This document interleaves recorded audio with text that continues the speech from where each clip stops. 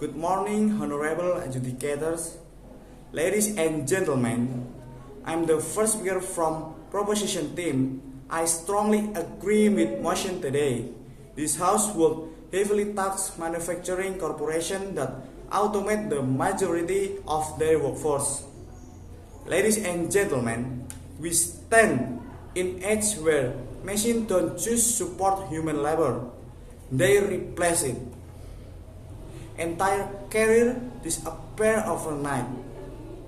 Not because the people failed, but because the system decided they were not longer useful. And while corporations enjoy record profits from automation, its workers, families, and communities who are left behind. That's why we strongly agree with motion today. Because when profits replace people, policy must restore the balance. We propose a significant tax surcharge on manufacturing corporations where more than 50% of the human workforce is replaced by automation, including robotics, AI, and other technologies. Funds from this tax will be used for retraining programs for displaced workers, universal basic income payouts, and local jobs creation in affected regions. This is not about punishing innovation. It's about ensuring that the profit of automation don't come at the price of human dignity. We anticipate the opposition will say things like they may argue, but this will discourage innovation. Good, if your innovation depends on eliminating workers with zero accountability, it should be discouraged. This tax doesn't ban automation. It ensures that corporations share the cost of their choices. That's not anti-innovation. That's ethical capitalism. And others will say automation is efficient, it boosts productivity, lower costs, and drives economic growth. Yes, automation can increase efficiency, but when that efficiency comes at the cost of millions of jobs, the state has a duty to step in. Efficiency is not moral self.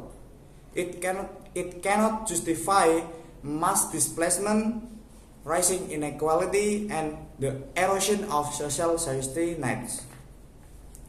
Finally, they will likely say automation is inevitable. You cannot stop the future. Yes, we agree, but you can shape the future.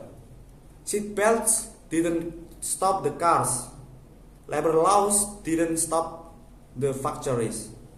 This tax is simply a way of making sure the future works for everyone. Alright, here is our argument. First, mass automation destroy livelihoods. When companies automate more than half their workforce, they don't just cut the cost, but they cut the people. This creates massive job loss, especially in developing regions where manufacturing is key of employer. According to 2023 World Bank report, automation threatens 2/3 of all jobs in the developing world. By taxing this corporation, we create redistributive mechanism. If companies can replace human labor to save costs, they should pay to fix the damage they cause. Second, social stability. When factories close and jobs vanish, we don't just lose income, we lose identity, purpose, and peace. Look at the post-industrial decline in the US Midwest or UK North. Communities devastated by job loss became hotbeds of extremism and political collapse. what happened in those places, not just employment but hopelessness. This tax is not just about economic, it's a social firewall, a way to fund policies that maintain social trust and prevent risk during rapid technological shifts. Third, market correction. Taxation drives ethical innovation. Opposition will say we are punishing innovation. But here the truth, not all innovation is inherently good. If company automates everything and throws more than 50% of their workers away, that will be harmful.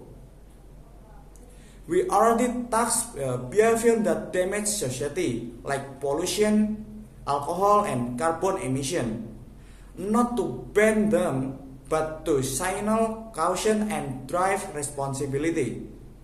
The conclusion is, this debate is not about rejecting technology, it's about reclaiming control over how that technology impacts real people.